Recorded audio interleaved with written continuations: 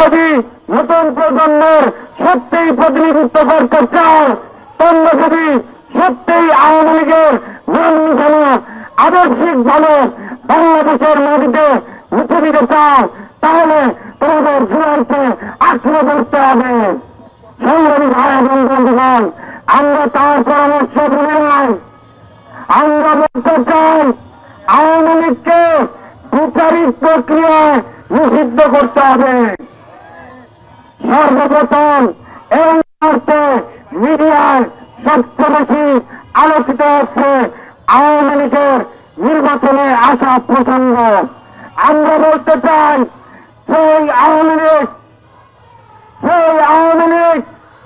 PDR হত্যাকাণ্ড ঘটিয়েছে, সেই আওয়ামী লীগ শাপলা গণহত্যা ঘটিয়েছে, সেই আওয়ামী লীগ আবরার বিশ্বজিতের হত্যাকাণ্ড ঘটিয়েছে, সেই আওয়ামী লীগ ঘটিয়েছে নদী বিরোধী আন্দোলনে হত্যাকাণ্ড। আমরা সকল হত্যাকাণ্ডের বিচার চাই এবং আমরা বলতে চাই, শাপলা চত্বর সহ এই জুলাই বিপ্লবের সকল হত্যাকাণ্ড পুঙ্খানুপুঙ্খ তদন্ত করে আওয়ামী লীগকে বিচারিক প্রক্রিয়ায় নিষিদ্ধ করতে হবে।